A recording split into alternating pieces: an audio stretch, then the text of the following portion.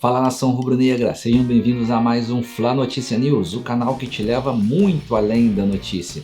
Se você está chegando agora aqui no canal e ainda não é inscrito, tem um botãozinho vermelho bem aqui no cantinho, basta um clique, apenas um clique você já estará inscrito no canal. E para você que já é inscrito, manda aquele like maneiraço, porque esse like que você dá aí ajuda muito o crescimento do nosso canal.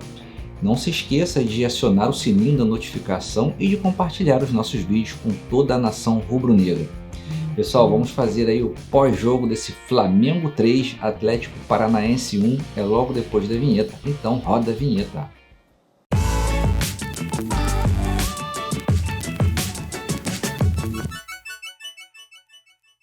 Bom, não sei se vocês concordam comigo, mas esse jogo teve dois tempos bastante diferentes, né?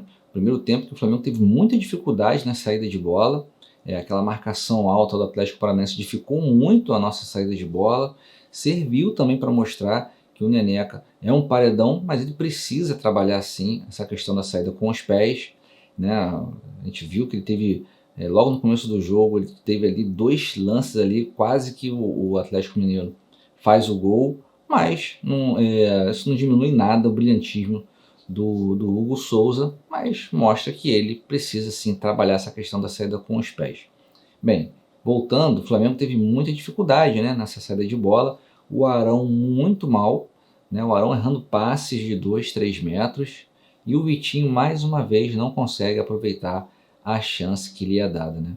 O Vitinho é um jogador muito contestado pela torcida, a gente contesta muito o Vitinho, e tá, ele como o Lincoln, né, eles vêm tendo muitas oportunidades, né? O Lincoln parece que começa a aproveitar as oportunidades que vem tendo, né? E o Vitinho realmente não consegue desabrochar, é uma questão aí do Vitinho, depois a gente pode discutir até em um outro vídeo. Fato é que no jogo de hoje, mais uma vez, ele decepcionou a torcida. Bom, então nesse primeiro tempo o Flamengo realmente não conseguiu sair dessa marcação sob pressão realizada pelo Atlético Paranaense, inclusive no pré-jogo nós tínhamos falado aqui no canal, né, que dificilmente o Atlético Paranaense faria essa marcação sob pressão por causa das ausências, né, jogando praticamente com o time reserva. Mas lá nesse mesmo vídeo a gente disse, olha, de repente eles vão querer surpreender, né, até por estar com um time reserva, vão querer surpreender e fazer essa marcação alta, e foi exatamente o que eles fizeram.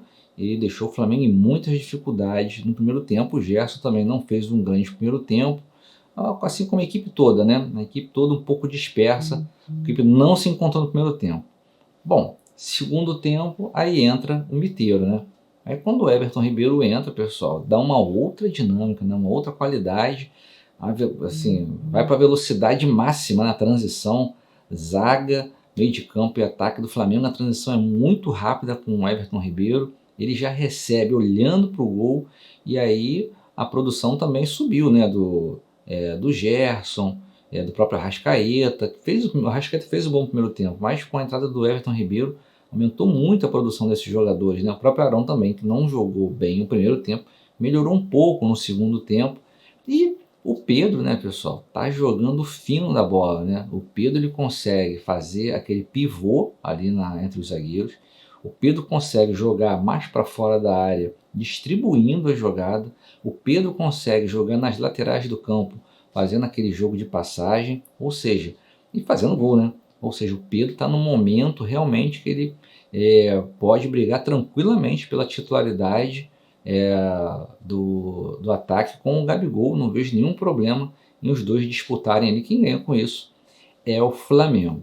Bom, então, segundo tempo, o Flamengo melhorou muito, os gols saíram naturalmente, né?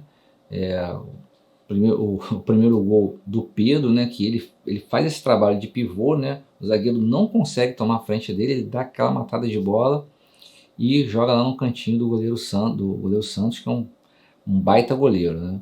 Depois do segundo gol, aquele pênalti, a gente toma um empate, e depois o Everton Ribeiro fecha o caixão do Atlético Paranaense.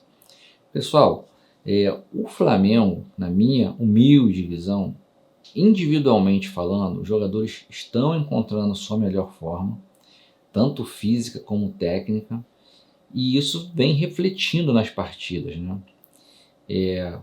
Gerson, Everton Ribeiro, Arrascaeta e Thiago Maia, esses 4 no meio de campo, eles encontraram, né, ou estão encontrando o melhor da sua forma física, e isso tem refletido na forma técnica deles, né?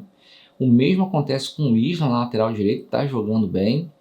O mesmo acontece com o Felipe Luiz na esquerda, que está jogando bem e agora encontrou uma belíssima sombra para a posição, né? Porque o René não era sombra para o Felipe Luiz, o René era somente um bom reserva para o Felipe Luiz, mas agora com o Ramon ali na esquerda, o Felipe Luiz encontrou uma sombra que vai também incomodá-lo no bom sentido, o que é bom para o Flamengo também.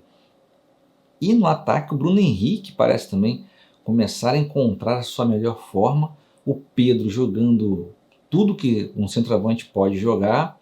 E aí, pessoal, a gente vê como é que as coisas começam a se encaixar, né? O time do Flamengo vai encontrando a melhor forma, pelo menos sob o ponto de vista da individualidade, né, de cada um dos jogadores.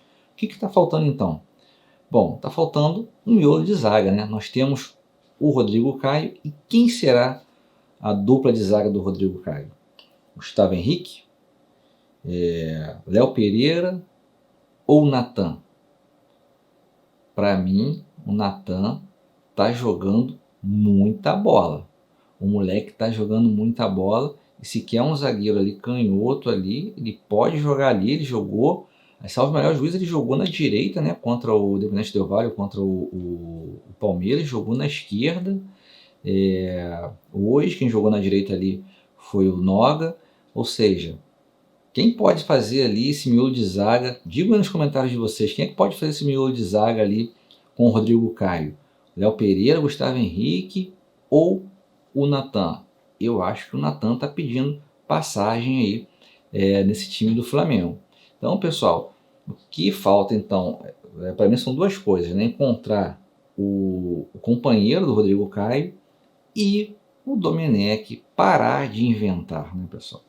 Domenech entender que tem que ter um time titular, nem que seja para ter uma espinha dorsal, e quando for fazer essa questão de revezamento, que seja uma questão pontual, não mude o time inteiro de um jogo para o outro, não desconfigure, não desfigure completamente um time inteiro.